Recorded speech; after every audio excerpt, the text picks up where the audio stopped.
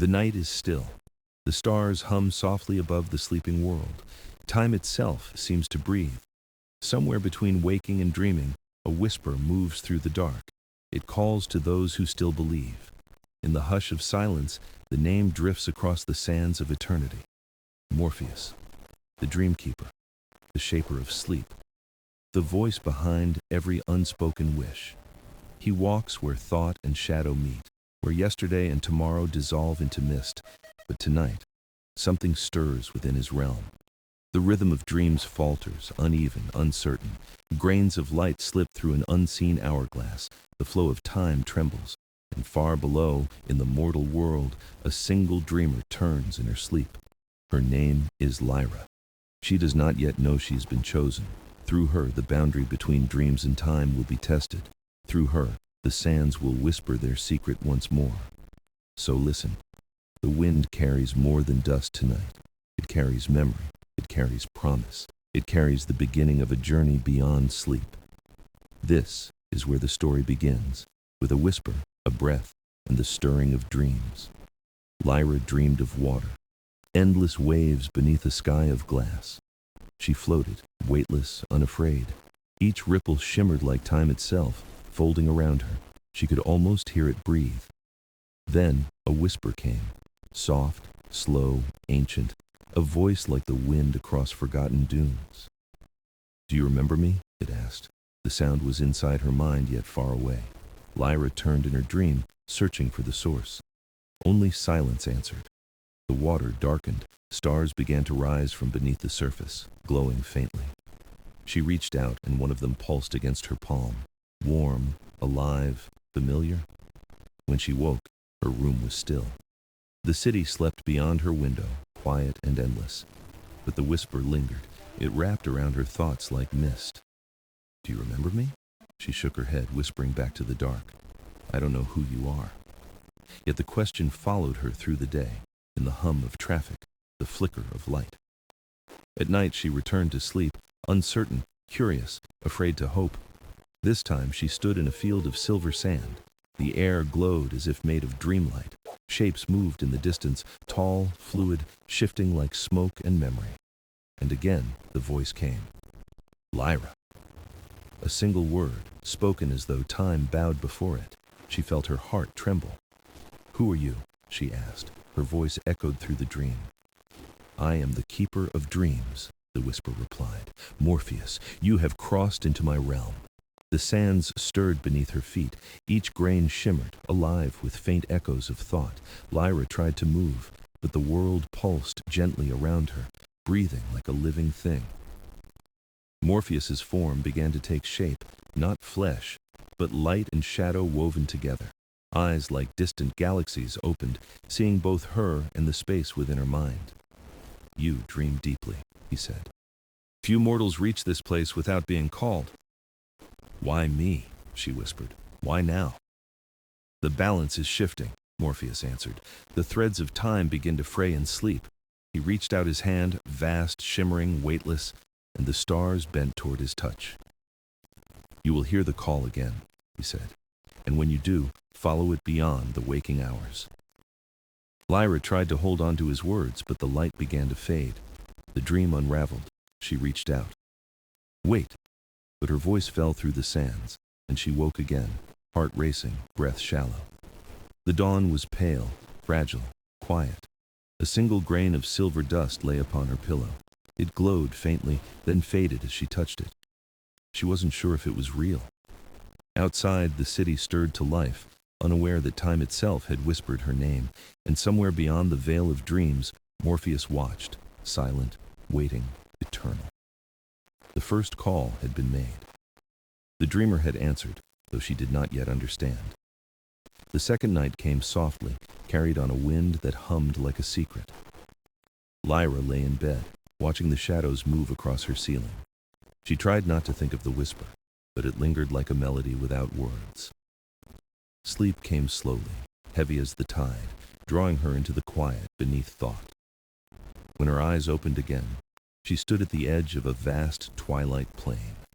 The sky was neither day nor night, a veil of shifting gold and indigo. The air shimmered with particles of light, each one a heartbeat of some forgotten dream. "Morpheus," she called. Her voice echoed, swallowed by the horizon. He appeared beside her, silent as the turning of a clock. His presence was calm, infinite. "This is the Vale of Dreams," he said, "where your world touches mine." Lyra looked around. Shapes of sleeping souls floated like lanterns, glowing faintly in the distance.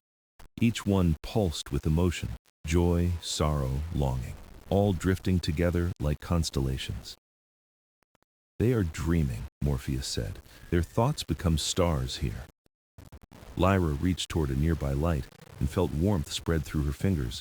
For a moment she saw a child laughing, chasing butterflies through a sunlit meadow. Then the vision faded. The star dimmed. She felt an ache of tenderness she couldn't explain. "Why show me this?" she asked softly. "Because the dream realm is shifting," he replied. "Time has begun to seep through the veil." He lifted his hand, and the horizon trembled. The stars rippled, their rhythm uneven. "The sands of time no longer flow as they should," Morpheus continued. "In the world of men, moments are rushed, dreams forgotten, nights shortened by haste." Lyra listened. The air around them began to hum, the faint tick of unseen clocks. "Dreams once rested outside of time," Morpheus said, "but now even they begin to decay." She frowned. "Can dreams die?" "Not die," he said, "but fade, like the last echo of a song no one remembers." A gust of warm wind swept past them, scattering the glowing sands beneath their feet. Lyra knelt and let the grains slip through her fingers. Each one shimmered with light. "They're beautiful," she whispered. "What are they?" "The sands of time," Morpheus said, "the essence that binds all dreams together." He paused, his voice lowering. "But they are vanishing, grain by grain." Lyra looked up at him, her heart tightening. "Can they be restored?" "There is a way," he said, "but the path is hidden beyond the waking horizon." He turned toward the distance where the sky twisted into spirals of light and shadow. "You must see what time has done," Morpheus said. "Then you will understand the balance we must restore." Lyra hesitated, then nodded. "Show me." Morpheus extended his hand, and the air rippled like water touched by wind. The stars blurred. The veil thinned. Light swallowed them both. And as the dream shifted, Lyra felt time stretch, not forward, not backward, but everywhere at once. The journey into the heart of the dream had begun. Light unfolded around Lyra like a new dawn. The world shimmered, alive with quiet motion. She stood within a vast hall made of glass and sand, suspended between seconds. Morpheus walked beside her, his form gliding like a reflection in water. "This is the chamber of the hourglass," he said, "the heart of eternity's flow." Before them rose a colossal hourglass, reaching toward an endless ceiling of stars. Its glass glowed softly, filled with golden light that flowed like liquid dreams. But something was wrong. The sands within it were thinning, faltering, breaking apart. Lyra stepped closer, her breath shallow. Each falling grain shone with the light of a memory. "What are those?" she asked. "They look like fragments of time." "They are," Morpheus said quietly. "Each grain is a dream remembered by the world." He extended his hand toward the hourglass. The flow hesitated, then faltered again. "The sands are fading," he murmured. "Time is losing its rhythm." Lyra stared, unable to look away. "How can time lose rhythm?" "Because dreams and time are woven together," he said. "When one weakens, the other trembles." She gazed upward, watching the last few grains drift slowly like falling stars. "What happens when it runs empty?" "The dream realm collapses," Morpheus answered, "and with it, the memory of wonder." Lyra felt a chill ripple through her. "Can it be fixed?" "Yes," he said, "but the sands must be renewed, and only mortals can restore them." "Why me?" she asked again, her voice soft but steady. "Because you still dream without fear," Morpheus said, "and that is rarer than time itself." He raised his hand, and the hall trembled as ancient symbols lit up across the walls, circles of gold, spirals of silver. Light, marks of ages long forgotten, began to turn and glow. The hourglass of eternity was forged when dreams first met time, Morpheus continued. It has watched the birth of stars, the rise of thoughts, the silence between heartbeats. Lyra felt the air vibrate with power. And now it's dying. He nodded slowly. It sleeps, waiting for the one who can awaken it. Lyra stepped closer. The glass shimmered as her reflection wavered, hundreds of her, across lifetimes. She saw herself as a child, laughing, as an old woman, smiling, as a whisper of starlight in between. Each version looked back at her, and for a moment she understood. She had always been dreaming. The sands pulsed in response, glowing brighter for a heartbeat, then dimming again. Morpheus's voice lowered. To restore the hourglass, we must find the keeper of lost hours. Who is that? She asked. The one who guards what time forgets, Morpheus said. Where lost dreams gather, waiting to return. Lyra touched the cool glass once more, feeling it hum beneath her fingertips. The hum echoed through her chest like a heartbeat not her own. I'll help you, she said quietly. Show me the way. Morpheus turned toward the horizon, where the sands of gold flowed into a sea of light. Then our path begins, he whispered, beyond the veil of time itself. The dream shifted again. Light dissolved into shadow, and shadow into a glowing horizon. Lyra stood at the edge of a vast desert that breathed with silver mist. The ground shimmered like molten glass, reflecting 1,000 skies at once. Morpheus stood beside her, silent, his eyes lost in the endless expanse. This is the desert of forgotten dreams, he said, where time leaves what it cannot hold. The air hummed, filled with whispers, fragments of dreams long abandoned. Lyra could hear laughter, tears, songs, and promises, echoing faintly through the wind. Where are we going? She asked, shielding her eyes from the swirling dust. To find the keeper of lost hours, Morpheus said. He watches the remnants of time. They began walking. Each step left a faint ripple of light that faded as they passed. The dunes moved like waves, folding and unfolding with the rhythm of an invisible tide. Sometimes, Lyra saw shapes within them, moments trapped in sand, a face, a book, a star. Are these dreams? She whispered. Yes, Morpheus said. Dreams once lived, now left behind by their dreamers. She reached out to touch one, a glowing feather drifting in the air, and felt warmth. A memory brushed her mind, a child releasing a bird, smiling beneath a summer sky. When she blinked, the image was gone.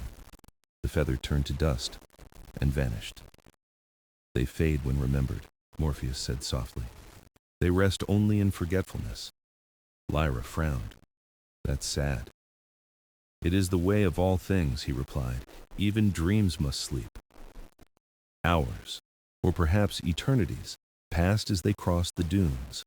Time meant little here. Sometimes the sun blazed, sometimes stars filled the sky, both within a single breath. Finally, they reached a place where the sand no longer shimmered but glowed from within. In the center stood an ancient archway, carved from crystal and shadow. Symbols pulsed across its surface, glowing like constellations coming alive. This is the threshold, Morpheus said. Beyond it lies the keeper's domain. Lyra felt the air grow heavy. What will we find there? The keeper remembers what time forgets, Morpheus said. He does not welcome the living. She swallowed hard. And yet we go. He nodded once. Because the hourglass depends on what he holds. They stepped beneath the arch. The world rippled and folded inward like a curtain of light. Suddenly, the desert vanished. They stood in a vast hall of floating clocks and suspended moments. Each clock ticked differently, some forward, some backward, some not at all. Time hung in threads, weaving through the air like strands of gold and smoke. In the center sat a figure draped in starlight, neither young nor old. His eyes glowed with the slow movement of constellations. The keeper of lost hours, Morpheus said quietly. He has been waiting. Lyra bowed her head, feeling the gravity of 1,000 forgotten lifetimes. The keeper opened his eyes fully, and the ticking around them stopped. You have come for what was lost, he said, but time never gives freely. His voice rolled like thunder softened by age, calm, deep, eternal. Lyra took a breath. Then tell us what must be done. Silence filled the hall of suspended time. The keeper's gaze drifted through Lyra like light through glass. Around them, the air shimmered with the echoes of 1,000 forgotten moments. Morpheus stood still, his shadow long against the golden floor. He waited for the keeper to speak again. Finally, the keeper rose, his robes whispering like the slow turning of an hour. "You seek to restore the sands," he said, "but the lost cannot be reclaimed by will alone." Lyra met his gaze, unflinching. "Then how?" "You must face what you have forgotten," the keeper said. "Only memory can birth renewal." The space around them rippled, bending inward like liquid glass. Before Lyra could speak, the ground beneath her dissolved and she fell into light. She landed softly in a field of color and sound. The air smelled of rain and sun-warmed stone. It was familiar, too familiar. She recognized the curve of the hills, the hum of the air. "This is my dream," she whispered. "No, my memory."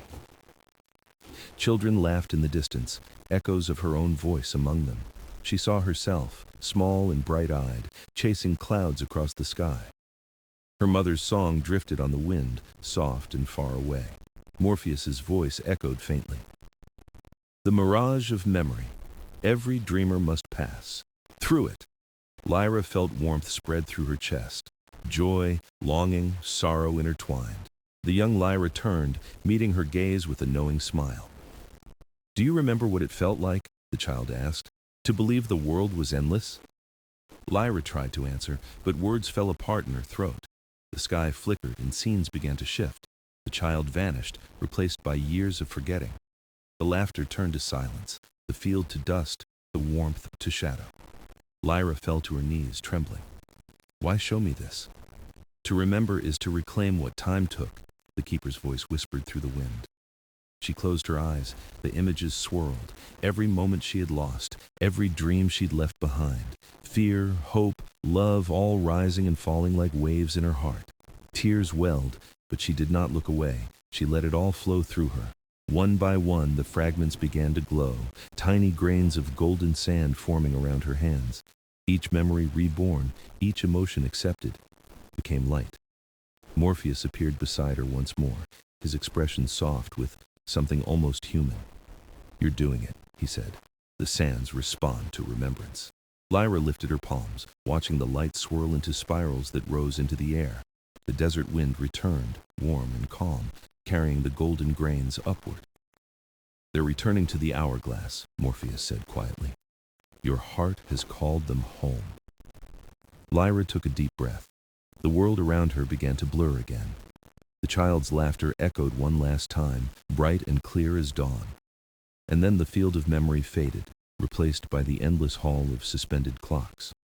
The keeper watched in silence, his eyes like twin orbits of time itself. "You have remembered," he said. "The sands have begun to awaken." Lyra bowed her head. "Then it isn't over." "No," he said. "It has only begun." The air shimmered with golden dust. The keeper lowered his gaze, the hall trembling with soft resonance. "The sands stir once more," he said. "But to restore their flow, the song must be sung again." Lyra looked at him, puzzled. "The song?" "The song of the sands," Morpheus said. "The rhythm that binds time and dream together." He turned, and the great hall dissolved into waves of light and sound. They now stood before a vast temple made entirely of shimmering glass and drifting tones. It seemed to breathe, a living cathedral of echoes, every surface pulsed with quiet music. "This is the temple of time," Morpheus said. "It sings the dreams of all who ever lived." The keeper followed, his robes trailing lines of starlight that merged with the air. "The song has fallen silent," he said. "Only a mortal heart can awaken it again." Lyra stepped forward. The floor beneath her glowed with every footstep, forming ripples of gold. A great instrument rose before her, strings of light stretched between pillars of crystal. When she placed her hand on them, they trembled, faintly humming to her touch. Morpheus spoke softly. "Each note is a moment, each sound, a memory of the world." Lyra closed her eyes. The temple's air felt warm, alive, waiting. She let herself remember. The laughter, the storms, the tiny pauses between heartbeats. Her fingers moved and the light began to dance. A melody unfolded, fragile, endless, true. It was the sound of life, of dreams remembered and forgotten, of moments slipping through time. The keeper raised his hand, joining her in harmony, his voice deep as the shifting stars. Morpheus's voice followed, a whisper, a breath, weaving eternity through the song. Together they formed a symphony of existence, time, memory, and dream entwined. As the final note echoed, the temple itself responded. The walls turned to waves of gold. The air pulsed, vibrant, alive once more. The sands began to swirl through the air, radiant and free. Lyra felt the sound move through her chest, through her soul, through the quiet space beyond. Her heart synchronized with the rhythm, and for a moment, she was both dreamer and dream. The keeper smiled faintly. You have sung the world awake.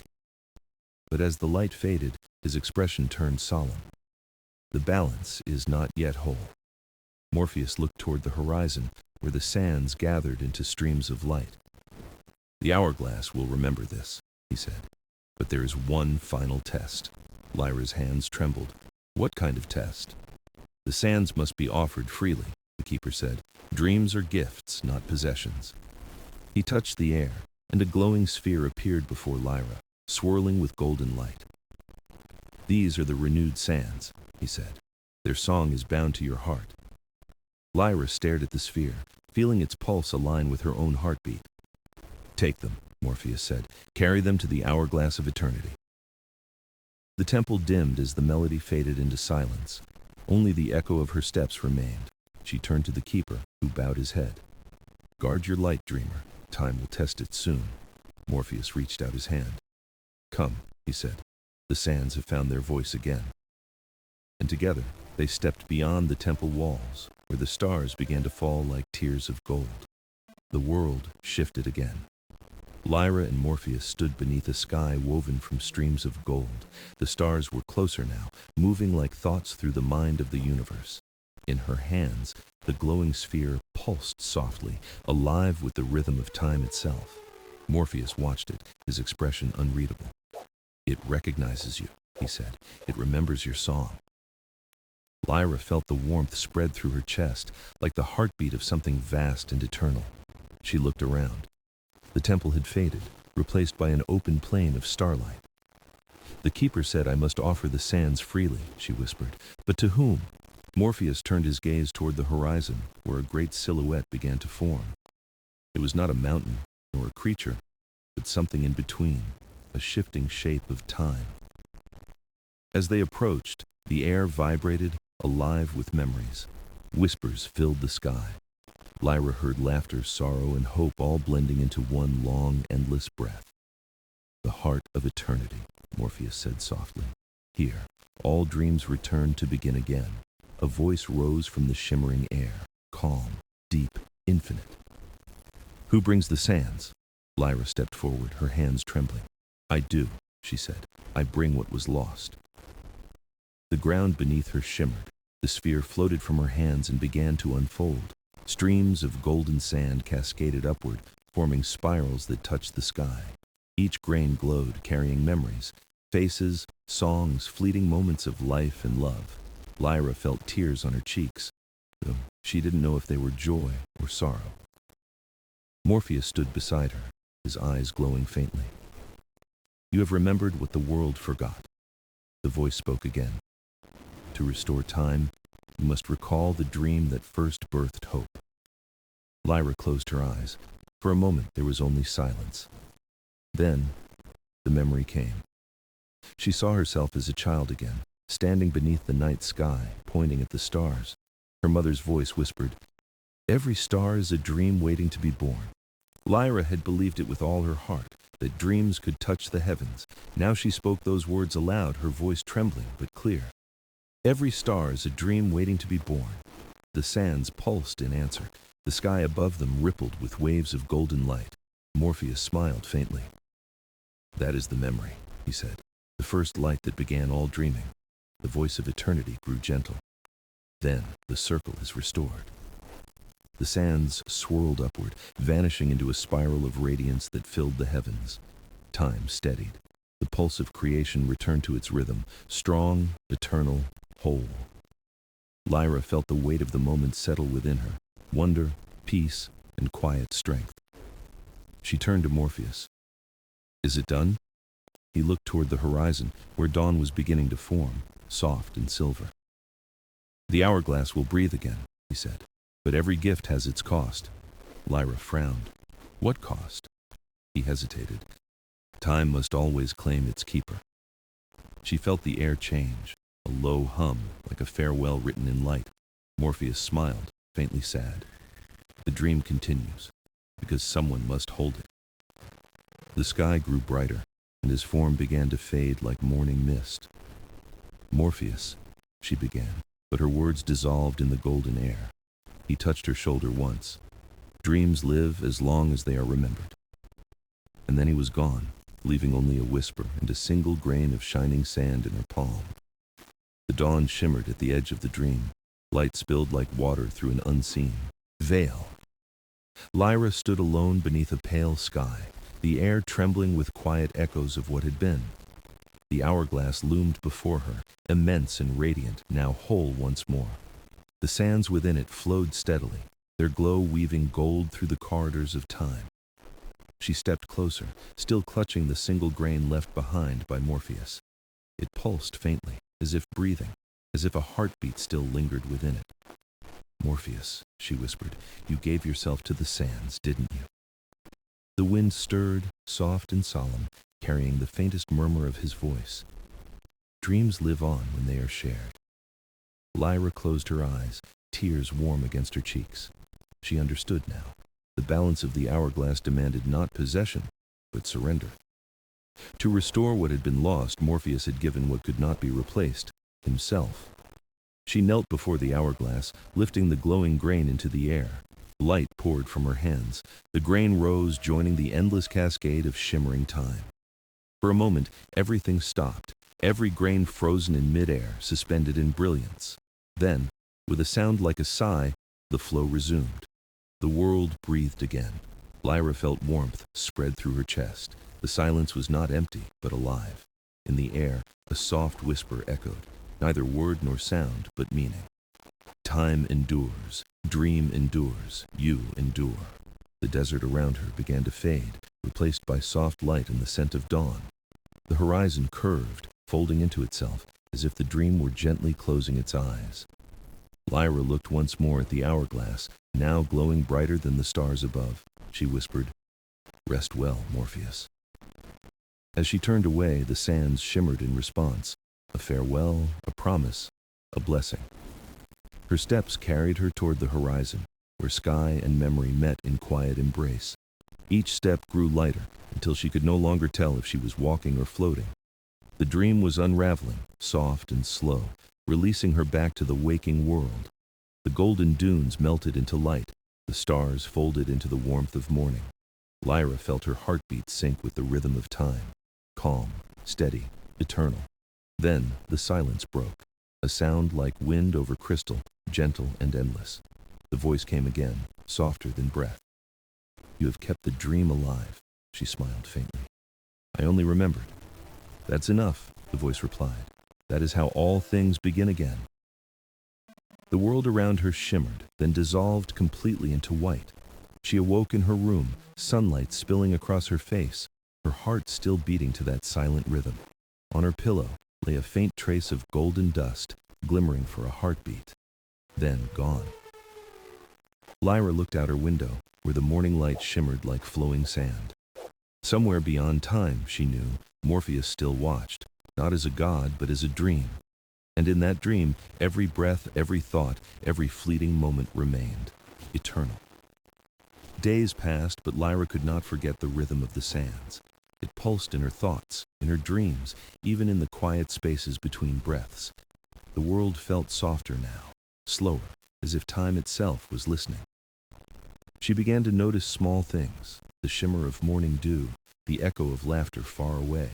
Every sound carried the weight of meaning, every silence spoke of something unseen. Sometimes, when the wind moved through her window, She thought she heard him. Morpheus. His voice woven into the air like music half remembered. She would pause, smile faintly, and whisper, "I haven't forgotten." And the air would shimmer, just slightly, as if the dream answered back. One evening, as twilight folded over the horizon, she walked to the sea. The waves rose and fell like the breath of the earth, ancient and familiar. She knelt by the shore, her fingers tracing patterns in the wet sand. Each line glowed faintly for a heartbeat, then faded as the tide reached it. In the distance, the stars began to appear, one by one, like watchful eyes. Lyra closed her eyes and listened, not to the sea, but to time itself. Beneath the steady rhythm, she sensed it again, the hum of the hourglass. It was no longer far away. It was here, within her heartbeat, within the tide. Morpheus had not vanished. He had become the pulse of time, the breath of the dream, and she, without realizing, had become its keeper. The realization came gently, not as shock but as understanding, a quiet truth unfolding. She looked up at the night sky, where the stars swayed like golden dust. A warmth filled her chest, the same warmth she felt in the dream. She whispered, "The sands never stopped, they only changed hands." And as if in answer, the sea shimmered with faint streaks of gold. The moon above seemed to brighten, and for a moment she saw him, faint but clear. Morpheus stood upon the water, his form woven from starlight and wind. He said nothing, only raised a hand in silent greeting, the same calm smile on his lips. Lyra felt no fear, only peace. She knew this was not farewell, but remembrance. The waves carried his reflection away, blending it into the horizon's glow. She stood there until dawn, watching the sky lighten with each passing breath. The first rays of morning touched her face, warm and alive. And in that moment, she understood. The dream and the waking world were one. The sands of time did not divide them, they connected them endlessly. She whispered to the wind, "I will keep it safe, Morpheus, always." The breeze carried her words across the sea, scattering them like grains of light. Somewhere beyond, in the realm of dreams, a faint laugh echoed, soft and eternal. The dream continued, the sands flowed, time breathed, and Lyra, standing in the dawn, smiled at the endlessness of it all. Years drifted like gentle tides, and Lyra walked between two worlds, waking and dream. The rhythm of the sands remained within, her, steady, eternal, soft as breath. She no longer sought answers. She had become the answer, living between moments of time. Each night, as the world slept, she would close her eyes and listen to the silence. It was never empty. Beneath the quiet, the hum of the hourglass whispered its endless song. In that melody she often felt him, Morpheus, calm, watching, patient as the stars. She would whisper, "The sands still flow," and the dream would shimmer in response. One night, the dream changed. The sky unfolded in spirals of gold and violet flame. She stood once more before the great hourglass, its light steady, serene, and alive. Morpheus appeared beside it, not as shadow or memory, but whole, woven of light. "Time endures," he said softly, "and so do you." Lyra smiled, the glow of the sands reflecting in her eyes. "You never left, did you?" He shook his head gently. "I became what you believed in, the rhythm you carried forward." She stepped closer, her voice barely a whisper. "Was this always meant to be?" Morpheus looked upward, where the sands swirled in constellations above them. All things meant to endure are written in time, but remembered in hearts. The air shimmered with warmth, and the hourglass pulsed brighter, alive with creation's breath. Lyra reached out her hand. The sands swirled around her fingers, soft as light, endless as thought. She felt every story, every dream, every moment the world had ever known. Morpheus said, "The sands are not a burden, they are a promise. A promise that dreams never fade, they only change their keepers." Lyra's voice trembled. "Then it is my turn to keep them." He nodded, his expression both proud and wistful. "Until another remembers as you did." The hourglass began to turn, the flow reversing, time folding upon itself in luminous spirals. Lyra closed her eyes, feeling its pulse align with her own. In that instant, she was everywhere, in every heartbeat, every dream, every passing breath. She saw children laughing beneath starlight, lovers holding hands in silent awe. Old stories retold in new voices, old hopes reborn in morning light. Morpheus's voice echoed, fading but tender. The sands move because you dared to dream. She opened her eyes, and he was gone, not vanished, but part of everything. The hourglass stilled, gleaming quietly at the center of all creation. Lyra turned, feeling peace settle like dawn upon her soul. Her journey was complete, but the story, the dream, would never end. For as long as one heart dared to dream, the sands would whisper, and time would sing. She smiled and whispered to the stars, "Every dream begins again." And the universe answered, in light, in sound, in silence. The sands of time flowed on, endless and kind, carrying her story into eternity. The dream lived, the world turned, and in every breath, Morpheus watched and smiled.